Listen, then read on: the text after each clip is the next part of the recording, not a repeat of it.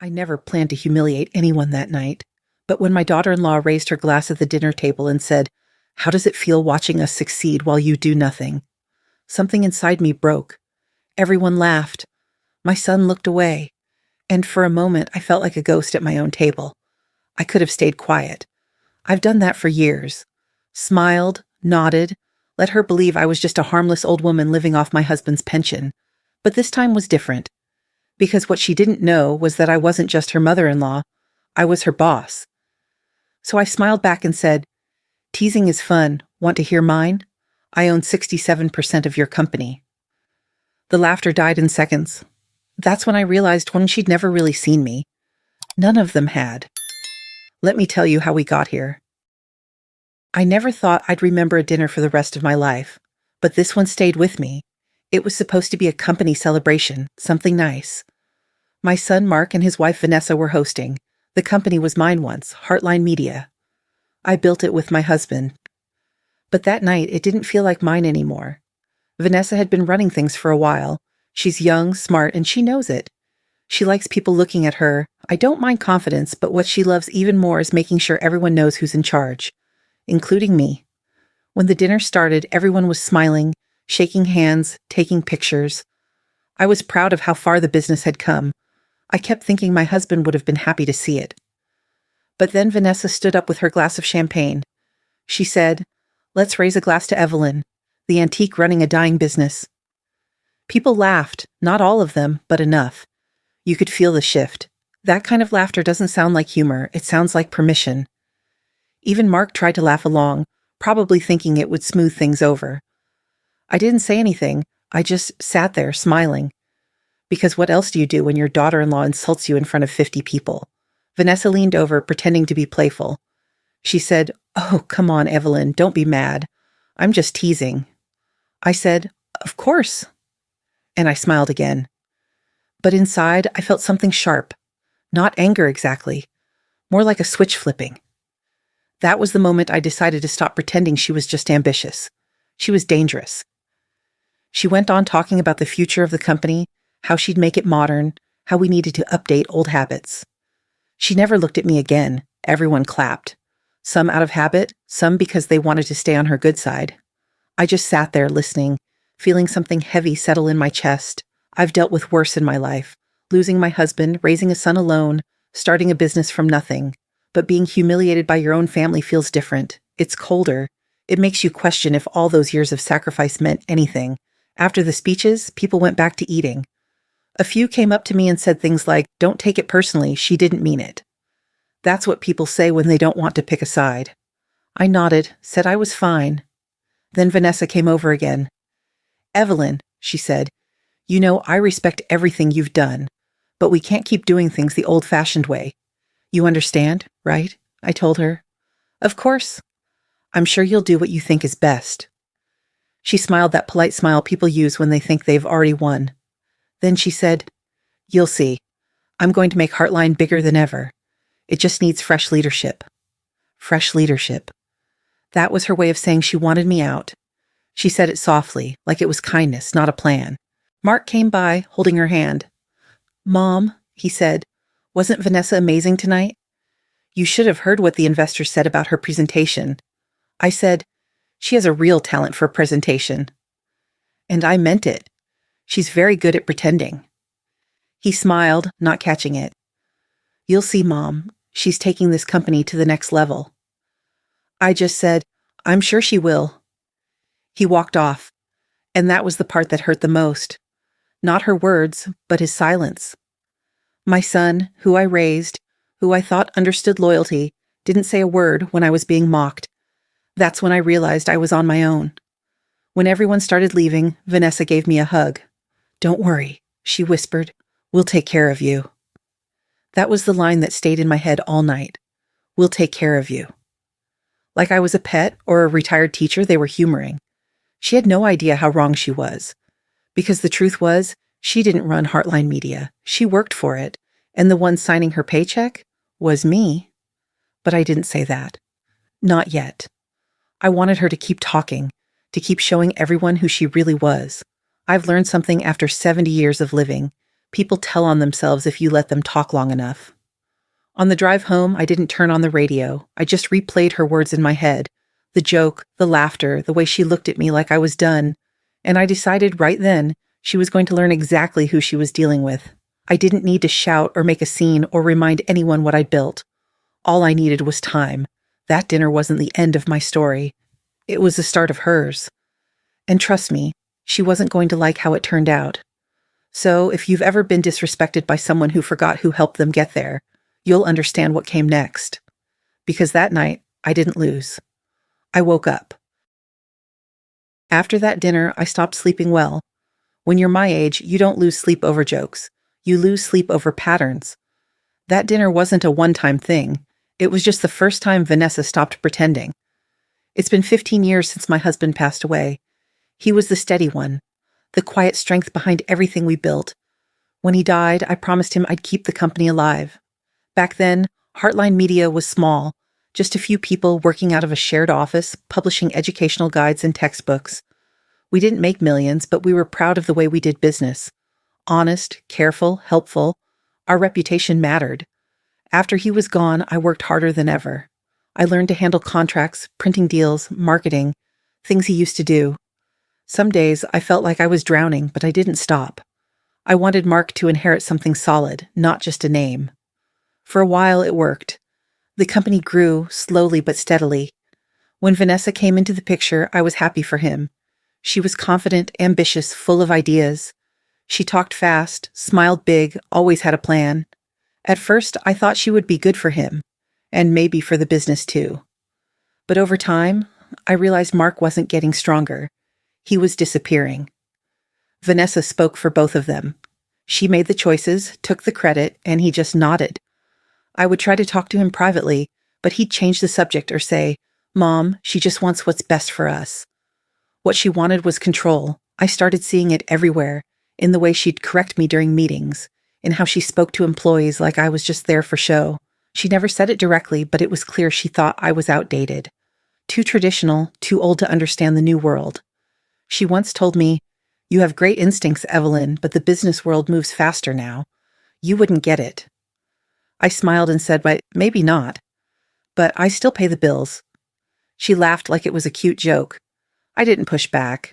I'd learned that in business, patience is power. Let people talk long enough and they'll show you who they are. Over the next few years, she convinced Mark to let her run more of the company. "You've done enough, Mom," she said one day. "You should rest, enjoy life, travel." I told her, "I enjoy work. It's what keeps me moving." She smiled politely and said, "Of course. But maybe you could let the younger generation handle things. You've earned a break." A break, that word stung. Because break doesn't mean rest. It means removal. But I agreed to step back a little just to see what she would do. At first, she did well. She brought in new clients, more marketing, social media, partnerships. The numbers looked good, but I noticed something different. Our content changed. The tone of our books shifted. Things started to sound less like education and more like advertising. When I pointed it out, she said, "That's what sells, Evelyn. People don't want dry facts anymore. They want brands they can trust." I said, "Trust isn't a brand, it's a behavior." She didn't answer. She just smiled again. The employees began to drift toward her. She was young, charming, modern. I was just the old founder sitting in the corner office, answering emails and reading reports no one else cared about. I became a shadow in my own company. That's what happens when people think you're done. They stop listening before you even start talking. Still, I kept my eyes open. I reviewed contracts at night. I checked numbers. I might have been quiet, but I wasn't blind. Then, one morning, I opened my laptop and saw an email with no name attached. No greeting, no signature, just one line. "Vanessa's selling your titles to Northlight." I read it twice. Northlight was one of our competitors. They'd tried to buy our catalog years ago, and I turned them down.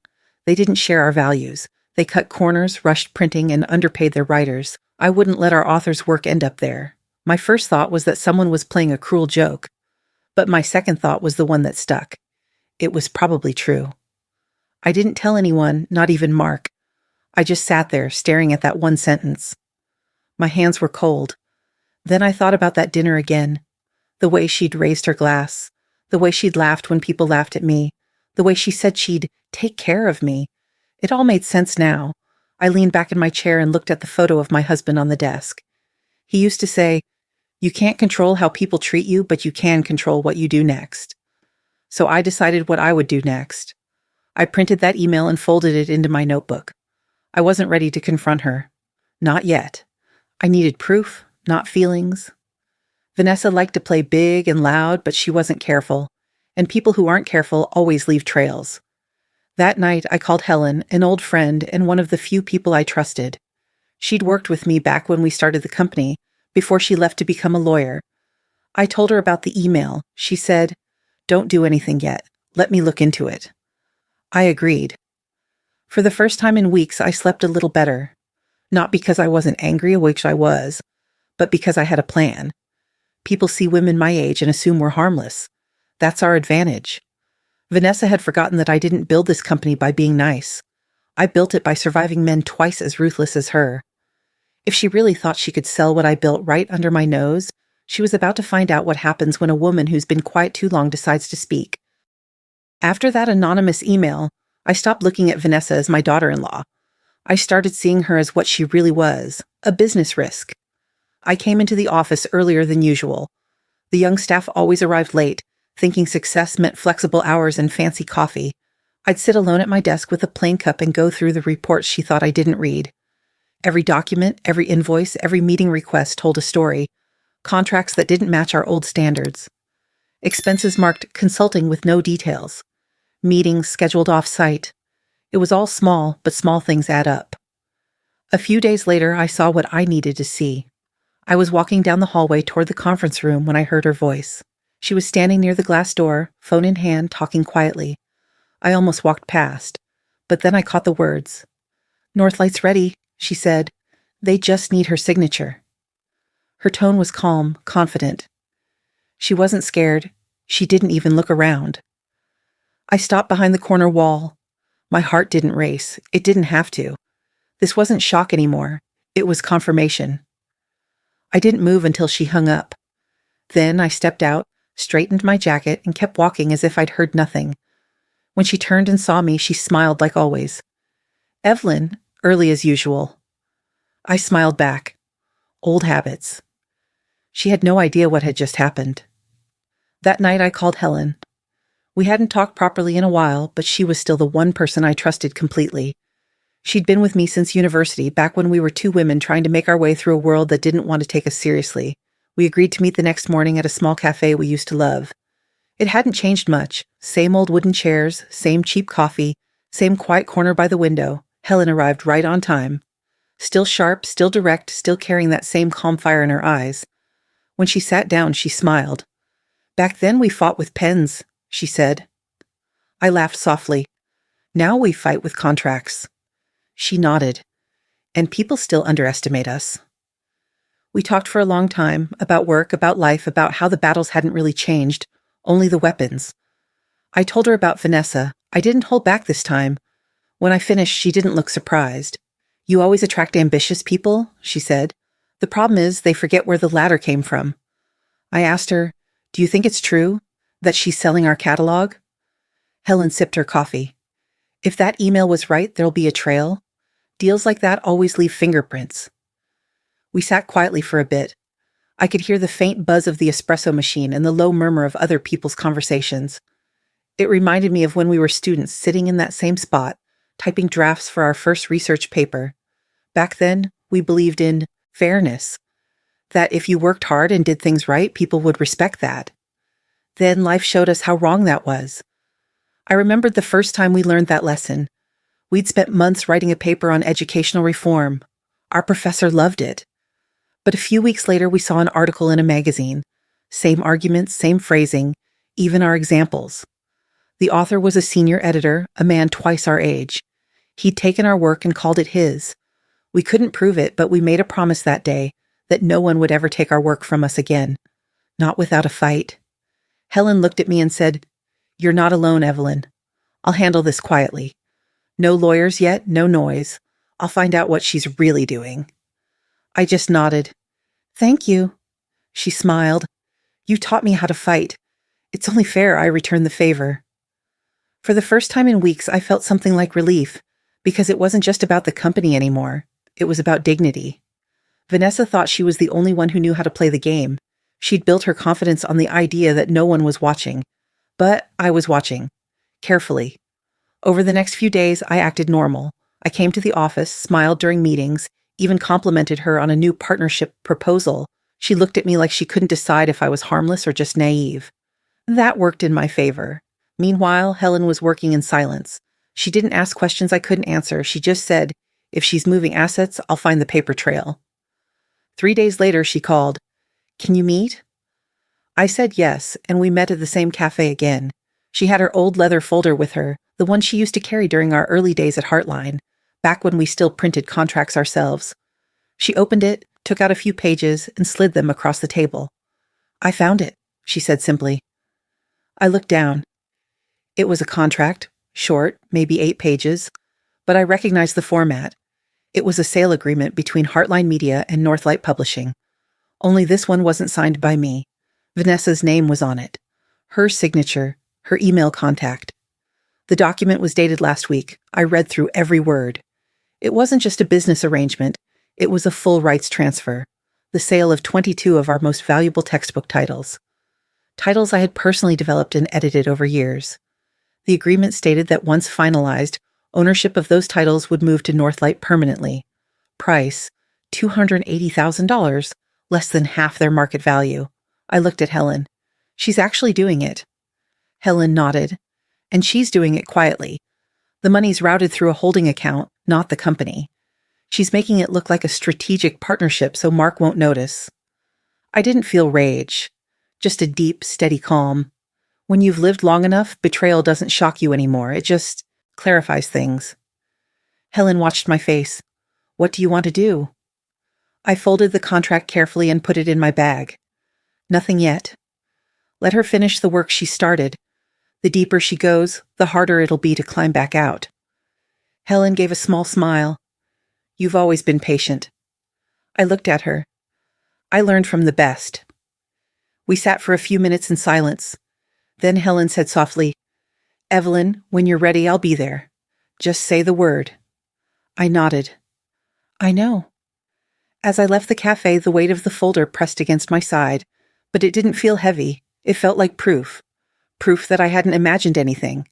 Proof that my instincts were still right. And proof that Vanessa had finally crossed the line she couldn't come back from. When I got home, I put the contract in a drawer next to my husband's old watch. For a moment, I imagined what he would have said if he were here. Probably something simple like, "Don't rush. Wait until you can't miss." That's exactly what I planned to do. The day of the press conference, I woke up before sunrise. I'd known it was coming. Vanessa had been teasing it on social media for weeks. A new era for Heartline. She called it a rebrand. I called it an erasure. Mark had told me it was just marketing. "Mom, don't worry," he'd said. "She's trying to make the company more modern, that's all." I didn't argue. I'd stopped arguing with my son months ago. There's no point when someone's already chosen which voice to believe. The conference was held at a hotel ballroom downtown. When I arrived, there were cameras, banners, lights, all the things that made people feel important. The company I'd started with my husband out of our garage now had its own stage, but I didn't recognize the name anymore. The new logo was everywhere. Bold colors, sharp edges, nothing warm about it. Heartline New Era, it said, in tall, confident letters. I found a seat near the back. No one expected me to be there. That suited me fine. Vanessa stood at the podium, her usual confidence glowing like armor. She looked polished, rehearsed. Every word was smooth. Every smile was timed. She started by thanking the team, the investors, the visionaries who supported the new direction. Then she paused, looked straight into the audience and said, "The future belongs to those who aren't afraid to erase the past." People clapped, cameras flashed. I didn't move. I just sat there. My face didn't change. My hands didn't twitch. I'd trained myself for moments like this, the ones where silence had more power than words.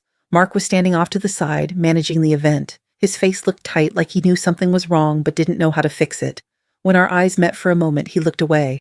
That hurt more than I expected. Not because he agreed with her, but because he didn't stop her. She went on to talk about innovation, influence, and global partnerships. The words were pretty, but they were empty. She was selling an image, not a purpose. And then, just before the end, she said something that made the room erupt again.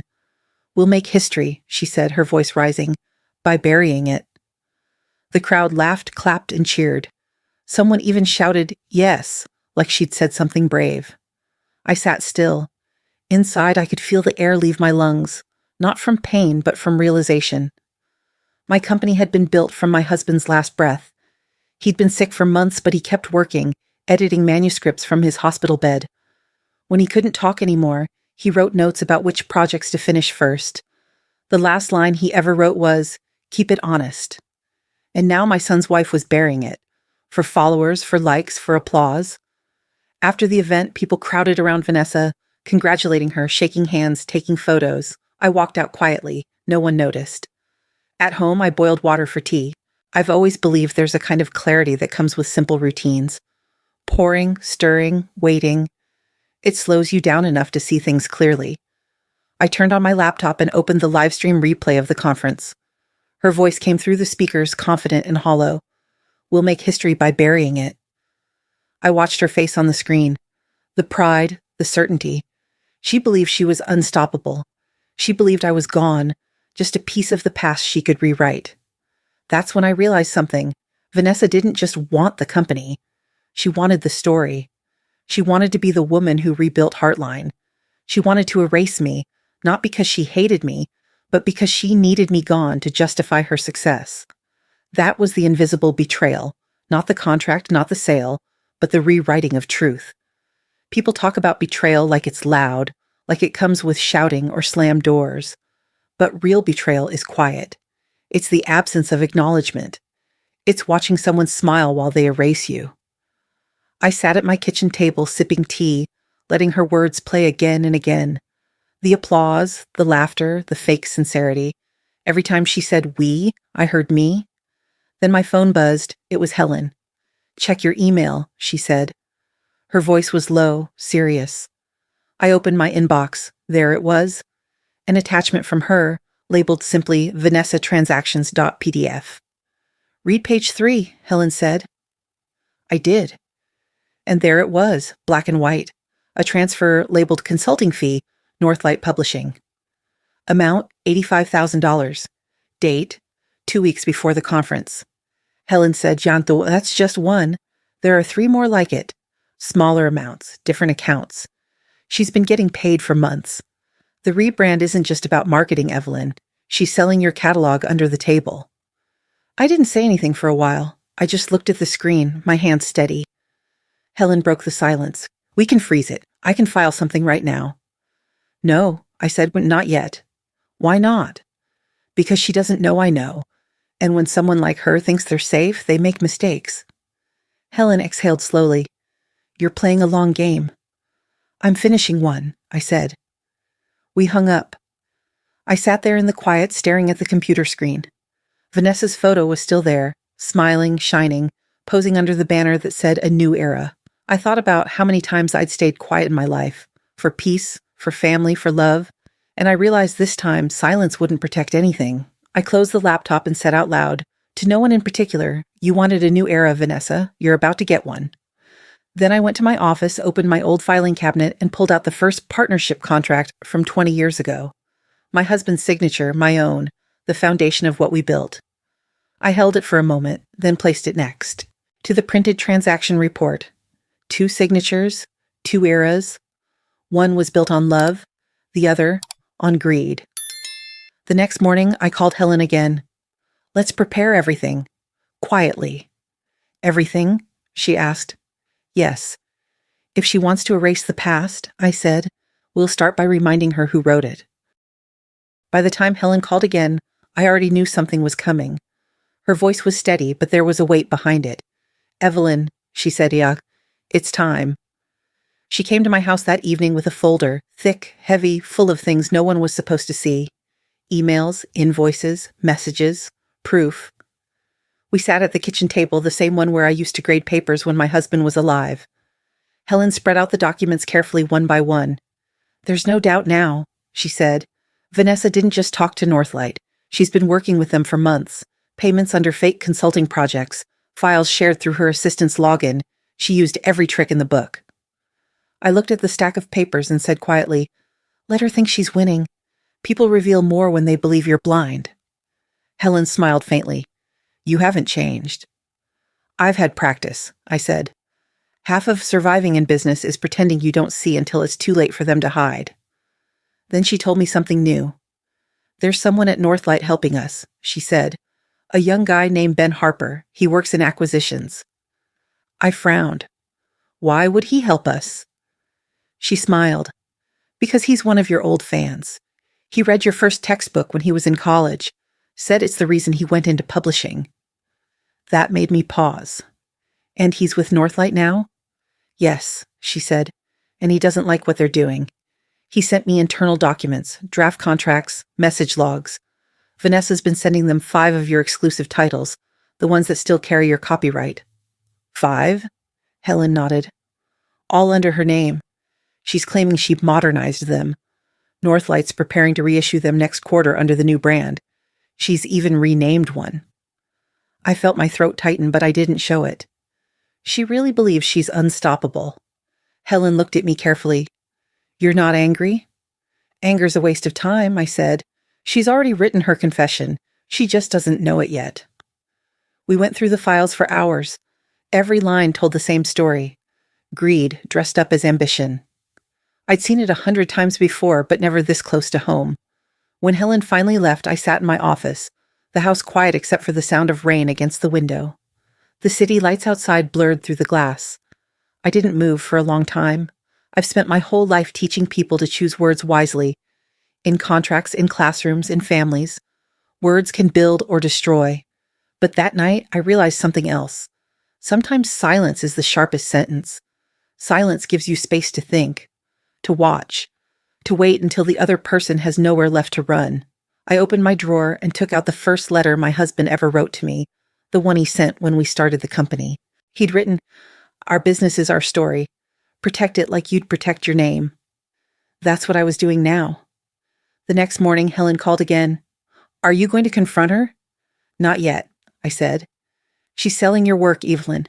Every day you wait, she's digging deeper." "Good," I said simply. "Let her write her ending. I'll just sign the last page." Helen sighed but didn't argue. She'd known me too long to try. "I'll keep collecting everything. Ben says there's more. Meeting notes, wire transfers. I'll forward them when they come in." "Thank him," I said, "and tell him to be careful. People like Vanessa make enemies fast." That night, I went to the office late. Everyone had gone home. The building was quiet, only the hum of the air conditioning and the faint buzz of the exit sign. I turned on my desk lamp and watched the light fall over the pile of contracts. On the desk beside me was a photo of Mark as a boy, sitting next to his father, holding the first book we ever published. He looked so proud back then. I wondered if he'd even recognize that book now, with the new cover, the new logo, the new brand. I opened my laptop and reread Vanessa's internal emails. Her tone was always the same, professional, confident, slightly condescending. She thought she'd built something brilliant. She had no idea she was building her own downfall. It wasn't about revenge anymore. It was about justice, about drawing a line between ambition and theft. The rain outside grew heavier. The office felt colder, but I didn't move. Sometimes people assume age softens you. They think 70 means you've stopped fighting.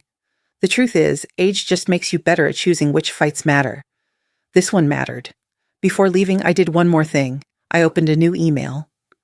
The subject line was harmless. Checking in on next quarter's plans. The body was even simpler. "Hi, Vanessa. Just reviewing our recent updates. Let me know when you're free to go over the upcoming releases. I'd love to hear your ideas. Evelyn." I reread it twice. It looked innocent, polite, friendly, even supportive. But it wasn't. It was bait. If she'd been careful, she would have replied calmly. But people like Vanessa can't resist showing off when they think they've already won. I hit send. Then I leaned back and closed my eyes. For the first time in months, I felt completely calm. Everything was in motion now. The evidence, the people, the plan. And soon, the truth. Some people think justice is about punishment. It's not. It's about clarity, making sure everyone finally sees things for what they are. The company, the betrayal, the silence. All of it was about to speak. I decided to invite them to dinner, Mark, Vanessa, and a few people close to the company. I wanted it to look casual, warm, maybe even nostalgic. That's how you catch people like Vanessa, not by fighting, but by letting them perform. I set the table myself. Silverware, candles, the good plates I only use when I want people to think everything's fine. The house looked calm. You wouldn't know it was about to host a quiet war. When they arrived, Vanessa came in first, smiling wide, voice bright. "Evelyn, this looks beautiful. I didn't know you still liked hosting." I smiled. Old habits. Mark followed, already tense. He looked around like the walls were listening. "Mom," he said quietly, "thanks for doing this. Things have been, complicated." "They always are," I said. "That's what makes them interesting." We sat down. The food smelled good. Roast chicken, vegetables, simple things. The kind of meal that doesn't distract from the conversation. For the first 20 minutes, it was small talk.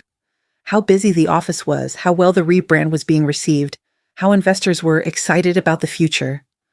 Vanessa did most of the talking. Mark just nodded. Then she leaned back in her chair, folded her napkin neatly, and said, "Actually, there's some big news. I wanted you to hear it from me first."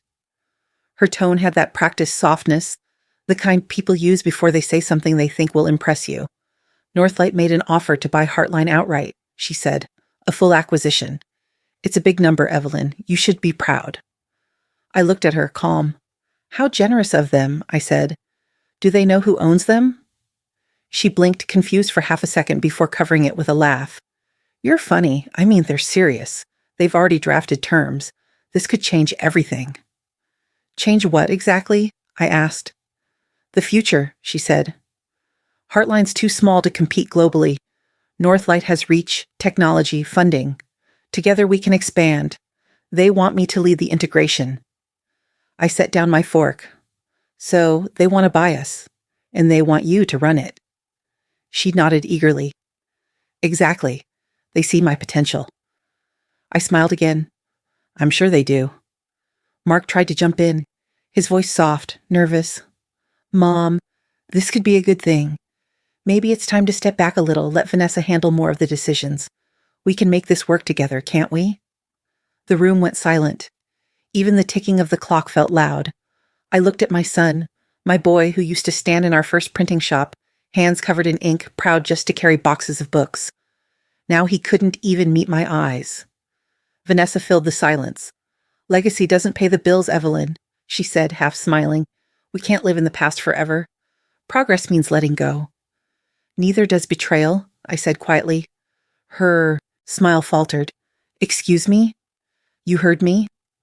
She glanced at Mark, expecting him to step in to defend her. He didn't. He just looked down, fiddling with his napkin. "Evelyn," she said finally, laughing a little too hard, "you're overreacting. This is just business. We all want what's best for Heartline."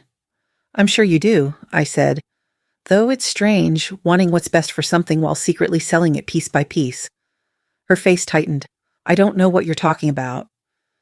I leaned forward slightly. "You do? But let's not pretend in front of company." Helen, sitting quietly at the far end of the table, said nothing. She just watched. Her calm presence was like a silent mirror, reflecting every lie in the room. Vanessa recovered quickly. "If you have concerns, you can talk to me privately. We don't need to air misunderstandings like this." I nodded slowly. "You're right. We don't. Because there's no misunderstanding." I reached into my bag and placed a small folder on the table. I didn't open it. I didn't have to. Just the sight of it was enough to drain the color from her face.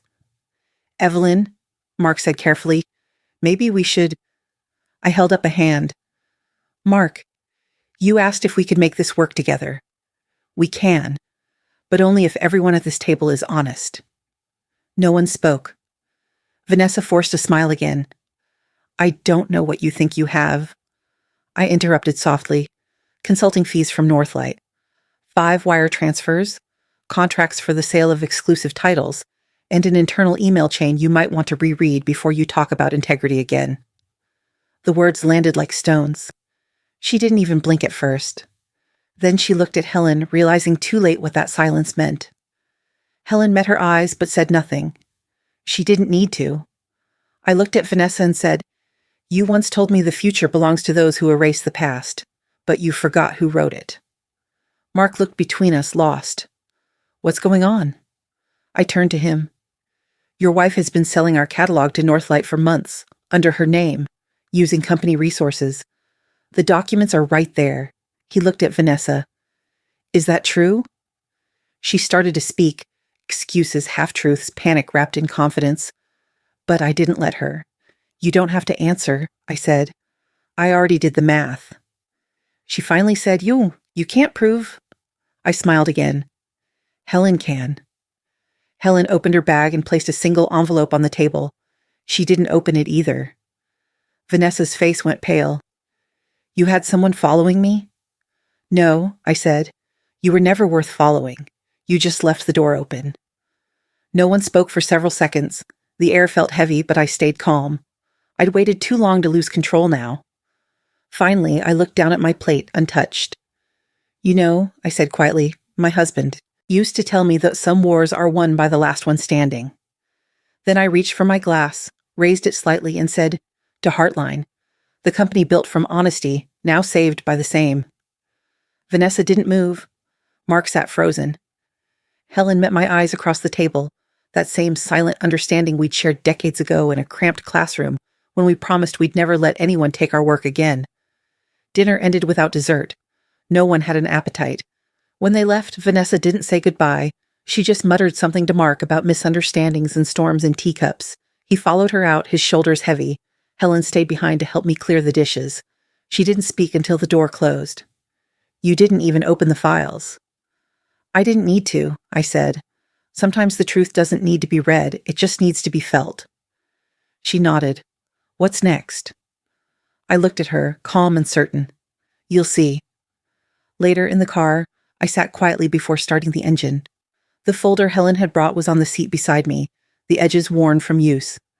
I reached into my bag and took out another document, one I hadn't shown anyone yet. The ownership papers. 5 years ago, I'd quietly acquired a controlling stake in Northlight through a holding company. It was a safety net, something my husband and I had discussed before he passed, a way to ensure Heartline could never be destroyed from the outside. Now it wasn't a safety net, it was the truth. I looked at the paper for a long time, the signature faintly smudged from age. Vanessa thought she was selling me out. She didn't realize she'd been working for me all along. I smiled for the first time that night, not because I'd won, but because I finally understood the lesson my husband left me with all those years ago. Power doesn't come from shouting the truth. It comes from owning it. I hadn't planned to see Vanessa again so soon, but fate has a way of handing you the perfect stage when you least expect it. The show was called Women of the Future. It aired every Sunday, soft lights, polite applause, safe questions. Vanessa loved those. Helen called me 2 days before the taping. "You might want to watch next week's episode," she said. "Your daughter-in-law's the guest of honor." I smiled. "Of course she is." "She's announcing the acquisition," Helen continued, claiming credit for saving the company. I was quiet for a moment, then I said, "Send me the studio address." When I arrived that morning, the receptionist smiled politely. "You must be Evelyn Heartline," she said. "The founder. Vanessa didn't mention you'd be joining us." "She doesn't know yet," I said. The producer looked nervous, but Helen had already cleared it. I wasn't there to fight. I was there to finish. They sat me in the green room, offered coffee, and asked if I wanted to be introduced on air. I said no. Let Vanessa have her moment. She'd earned it. When the show started, I stood just off stage. The lights were bright, the kind that make everyone look like a polished version of themselves. Vanessa sat elegantly, perfect posture, every word rehearsed.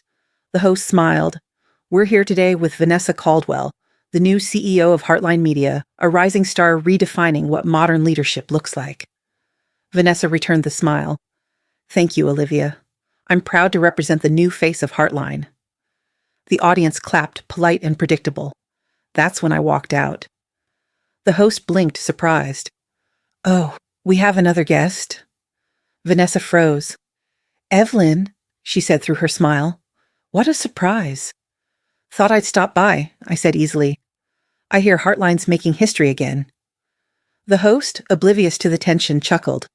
Wonderful. A reunion. Evelyn Hartline, everyone. The original founder of the company. The audience applauded again, softer this time. They didn't know what they were walking into. I sat beside Vanessa. She didn't move. I could see her hand tighten around her cue cards. The host smiled between us. It's so inspiring to see 2 generations of leadership together. Vanessa, you must be proud to carry on Evelyn's legacy. Vanessa smiled tightly. Absolutely. I'm honored to continue her work and bring it into the modern age. I turned toward her and said quietly but clearly, That's wonderful, because the old face still owns Northlight, the company paying you to betray me. The host blinked, confused. I'm sorry. What? Vanessa's smile vanished. That's not true, she said quickly.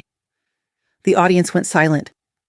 The cameras kept rolling. I reached into my bag and placed a thin folder on the table between us. I didn't raise my voice. I didn't have to. These, I said, are payment records from Northlight Publishing. 5 transfers, labeled consulting fees, sent directly to Vanessa's private account. Here are the corresponding contracts for the sale of Heartline's titles. And here, I opened the last page, is her signature. Gasps from the audience. The host's cue card slipped from her hands. The cameraman didn't cut away. He zoomed in. Vanessa stammered. This is a misunderstanding. Those were preliminary partnerships. I cut in softly. You sold what you didn't own, and you sold it to me. The silence was electric. She blinked. What are you talking about? I leaned forward slightly. Northlight, the company that's been buying Heartline, I own it. Have for 5 years. Every payment you took, every deal you made, every document you forged, all of it went through my accounts. For a long moment, the room didn't move. Then came the sound, the collective murmur of a studio audience realizing they weren't watching an interview anymore. They were watching a reckoning. Vanessa's face turned pale. You can't. This is insane. You don't have proof. I tapped the folder. Proof is all I brought. The host, still trying to recover, said weakly, We should maybe take a break? No, I said, let's keep rolling. This is what leadership looks like too. Vanessa turned toward the camera, desperate.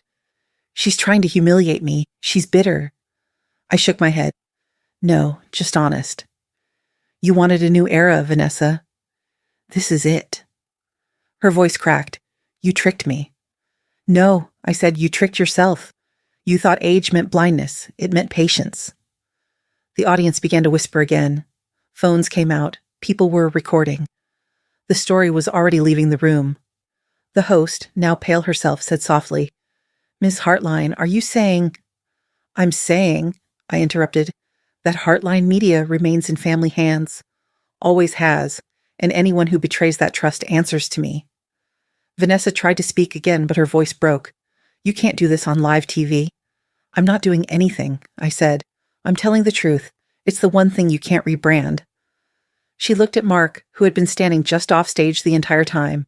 His face was unreadable. When our eyes met, he looked down. Then, slowly, he walked toward the stage. He didn't look at her. He stood beside me. That was the moment the audience stopped whispering. They started clapping, not the loud kind. The slow, building kind that fills a room with something you can't quite name. Relief, respect, maybe both. Vanessa stood there, frozen, her entire world collapsing under studio lights. The host finally said, We'll be right back. But the cameras didn't cut quickly enough. The last image on screen was Vanessa lowering her head while I sat quietly beside her, hands folded, expression steady. Afterward, the network tried to apologize for the misunderstanding. I told them not to. Sometimes the truth needs a bigger audience. When I got home that night, I turned on the television. They were replaying the clip, over and over again. Every news site had it. CEO exposed live on air. Legacy founder outs betrayal. The quiet woman who outsmarted everyone. I turned the TV off. Helen called. You okay? I'm fine, I said. Just tired. She laughed softly. You made history, Evelyn. Maybe, I said. But history was already written. I just read it out loud. For a long moment, neither of us spoke. Then I said, You know what I learned? What? The truth doesn't whisper, it waits. then roars. After the interview, the world didn't go quiet. It got louder. For 3 days straight, reporters camped outside my office. Some were polite, some shouted questions about family betrayal and corporate sabotage. Every headline used the same words, legacy versus ambition. Helen called me on the third morning. "We're filing today," she said. "It's time." I didn't ask what filing meant. I already knew. She'd been preparing it for weeks. A lawsuit, breach of fiduciary duty, misappropriation of intellectual property, and violation of trade confidentiality. In simple words, betrayal in business form. I asked her, "Will it destroy her?" She paused. "She did that herself. We're just putting it on paper." By noon, the news broke. Heartline founder files lawsuit against former CEO for industrial espionage. The article ran with a photo of me, serious, tired, looking like someone who had finally stopped pretending everything was fine. Vanessa didn't stay quiet for long. That evening, she went live on social media. Flawless makeup, practiced tears. "I never meant to hurt anyone," she said, "but Evelyn has been controlling me and my husband for years. This is her revenge because she couldn't accept change. She called me a manipulator. She said I used my age as a shield and my money as a weapon. She said I'd turned Mark against her. I didn't respond, not yet." But the comments poured in, people choosing sides, people who didn't know a single thing about our lives, typing paragraphs about who was right. Mark stayed silent. For 2 weeks, not a word. I didn't know if he was angry, confused, or just lost. I only knew he wasn't ready to see me. Then, one evening, I got an email. No subject line, just an audio file. When I opened it, I heard her voice first. Calm, sharp. The same tone she used at board meetings when she thought she was untouchable. "Once she's out, I'll erase her name from the building. We'll rename everything. Heartline sounds old anyway. We'll start fresh. No trace left." Then I heard Mark. Quiet, uncertain. "She built this company." Vanessa laughed. "She built a museum. I'm building an empire." The recording ended. For a long moment, I didn't move. Then I realized my hands were shaking. I listened again, slower this time. The sound of his breath before he spoke, the silence that followed her laugh, the moment he must have realized who she really was. When the clip stopped, I sat there for a long while, staring at the floor. The tears came before I could stop them. Not loud, just steady. He'd finally heard it, the truth I'd been carrying alone for years. When the phone rang, I wiped my face quickly. It was Mark. "Mom," he said quietly, "I'm so sorry." "You don't have to be," I said. "You just had to see it for yourself." He was crying too. I could hear it in his voice. "I thought I could fix it. I thought she just needed time." "She needed consequences," I said. "Now she has them." He didn't answer, but I heard him breathe out, like someone who'd been underwater too long and finally reached the surface. The next morning, Helen came by with fresh copies of the court filings. "We're going public today," she said. "They'll ask for statements." I nodded. "Let them." By the afternoon, every major outlet had the story. Some painted me as a survivor. Others called it a family tragedy. But most just wanted the spectacle. The fight between two women in business, one young and reckless, one old and relentless. Helen asked if I wanted to issue a statement. I said no. Words meant too much to me to waste on noise. Vanessa, of course, had plenty to say. She went on every platform that would have her. She claimed I was rewriting history, that I was exploiting sympathy, that I had tricked her into signing complex predatory contracts. She forgot that I built those contracts, and they were solid as steel. When the discovery phase began, Helen found even more. Emails, transfers, deleted chats. Every message painted the same picture: greed, manipulation, lies. The irony was that the more Vanessa talked publicly, the more evidence she confirmed. Helen called me one afternoon. "You're winning this, Evelyn," she said. "Even the press is turning." "I don't want to win," I said. "I just want it done." She hesitated. "You sound tired." "I am." There's a strange kind of fatigue that comes after long battles. Not physical, not emotional, just a hollow quiet that settles in when truth finally catches up to lies. That night, I listened to the recording again. Not because I needed to, but because I wanted to remember that moment. The exact second my son stopped being blind. When his voice said, "She built this company." I heard the boy who used to help his father staple manuscripts on our living room floor. I heard the man who'd lost himself trying to keep peace in a war he didn't start. I whispered into the dark. He finally heard what I've known all along. The next morning, the doorbell rang. It was Helen holding her phone. "Press wants your comment," she said. I looked at her, calm. "They'll get their headline." She frowned. "Which one?" I took a deep breath. "The truth doesn't need defending. It just needs daylight." She smiled. "Then let's give it some." We walked into the courtyard where the cameras were waiting. They asked me 100 questions at once, about betrayal, about age, about revenge. I just said one thing. Justice isn't about punishment, it's about peace. And I finally have mine. Then I turned and went back inside. Behind me, the reporters shouted for more, but I didn't answer. Some stories don't need more words. They just need to end. The morning after everything ended, Ashgrove felt softer. Not quiet, just softer, like the town had taken a long breath and finally exhaled. I woke before sunrise. For the first time in years, there was no meeting, no phone call, no deadline waiting for me. Just stillness. I could hear the ocean faintly in the distance. That sound used to make Thomas smile. I brewed tea, black, strong, the kind he liked, and sat at the old oak desk by the window, the one that still smelled faintly of paper and ink. The same desk where he'd written the first contract for Heartline, in a house that barely had enough space for both of us and the boxes of manuscripts. I took out a blank sheet of paper. The typewriter sat beside it, old but faithful, a little rusted at the edges. The ribbon still smelled of ink and time, and I began to write. "Thomas," I started. "Today they called me ruthless. Maybe they're right. Maybe I am. But I learned from the man who built truth out of ink and courage." I paused, letting the words settle on the page. Outside, the gulls were circling over the water. The kettle clicked as it cooled. "You always said the world doesn't reward honesty, but we built a life on it anyway. Maybe that's why we survived longer than most." The pen felt heavier with every word. I'd spent decades writing for others, for clients, for shareholders, for the press, but never for him. Never for us. The office looked strange without the clutter. Helen had been helping me pack the night before. Boxes were stacked in neat rows, labeled in her sharp handwriting. Contracts, archives, legacy. She said she'd stay late to finish cleaning up. Mark had come too. He'd stood in silence for a long time, holding the old brass nameplate that used to hang at the front door. Evelyn Hart, founder. He'd polished it like it was something fragile. When he looked at me, I could see guilt and gratitude mixed together. "Should I take it?" he'd asked. I told him yes. Keep it, not as a reminder of me, but of what truth costs. Now, sitting alone in the morning light, I added another line to the letter. "Mark doesn't owe me loyalty. He owes himself honesty. Maybe now he'll find both." That sentence hurt more than I expected, because I knew what it meant. I was finally letting him go.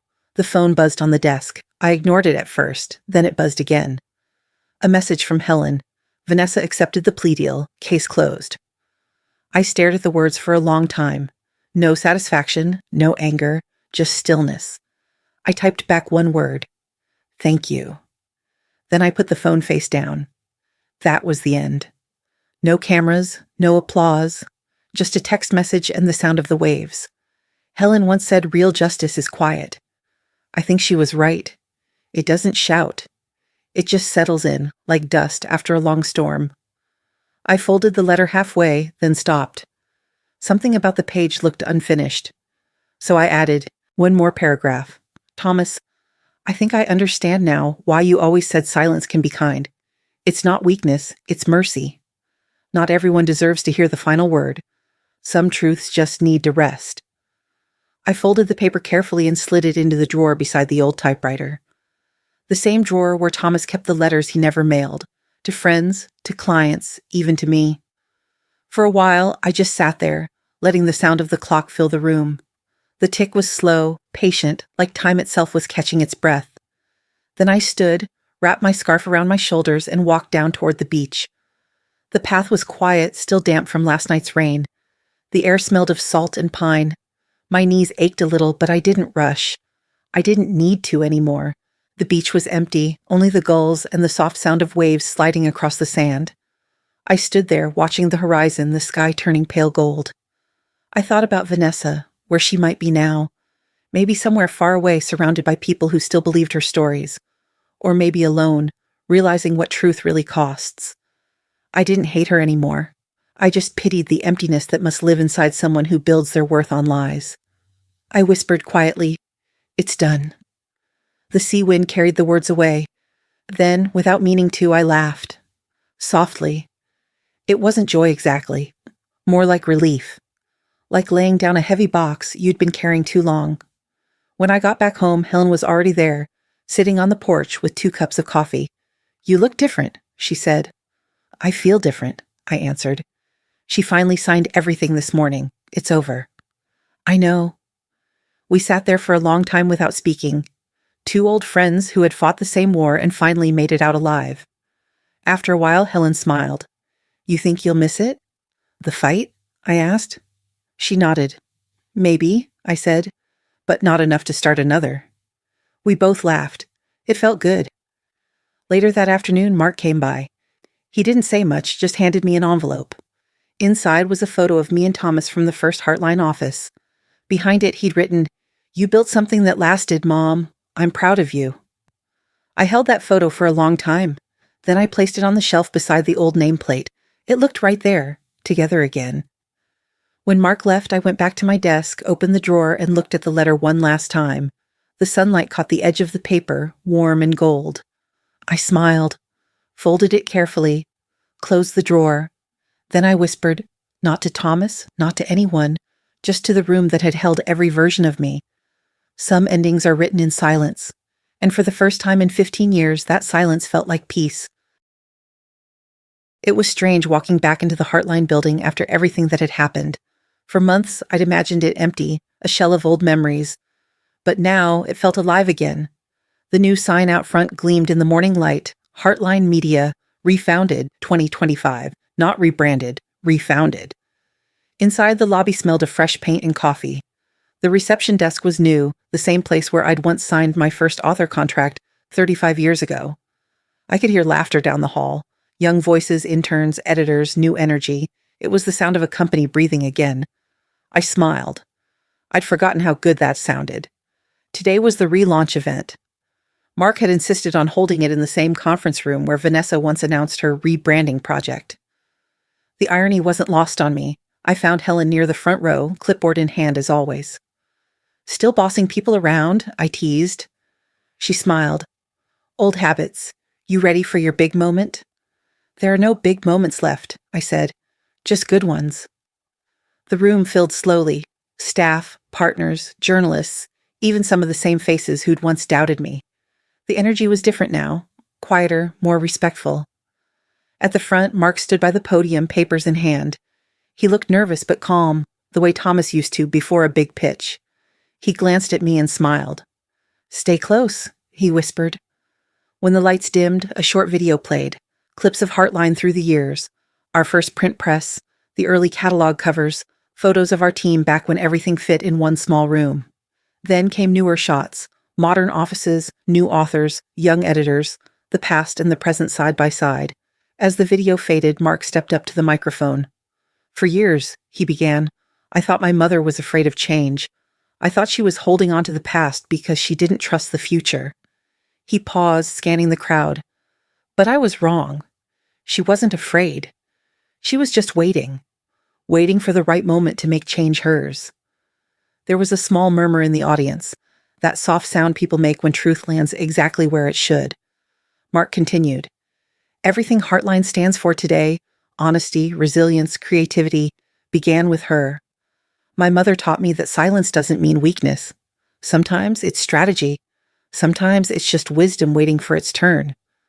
Applause rippled through the room. I looked down, smiling despite myself.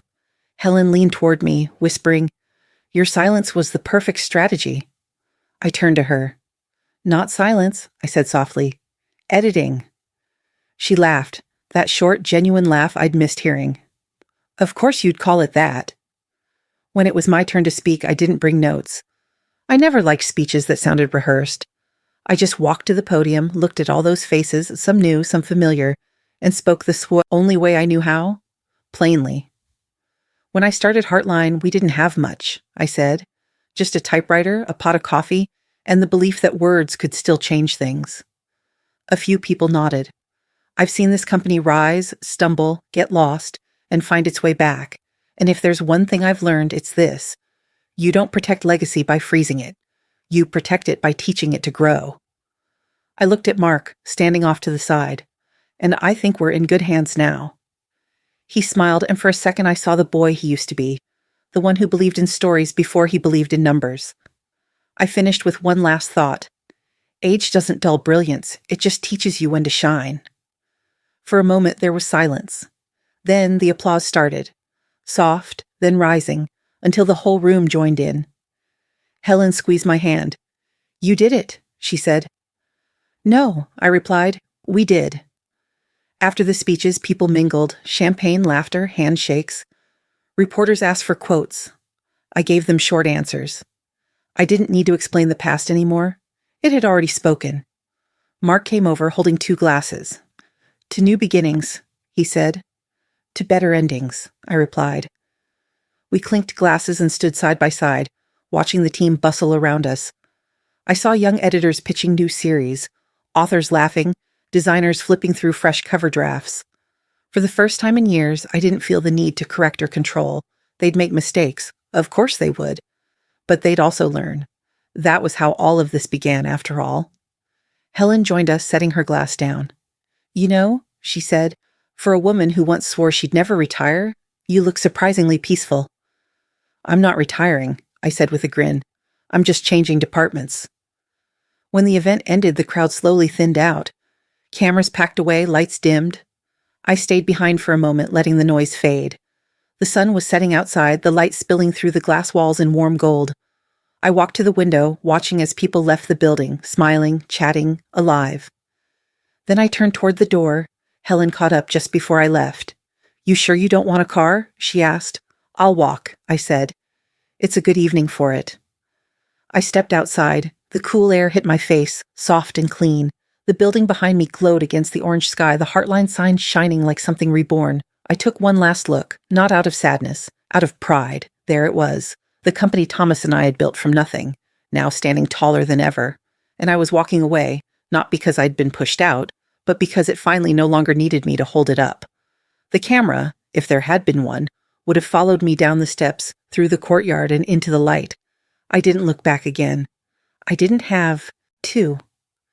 My voice, steady, calm, certain, would have said the last words, the same ones echoing in my mind as I walked toward the horizon. Age doesn't dull brilliance, it teaches you when to shine. And then the world would fade to quiet gold.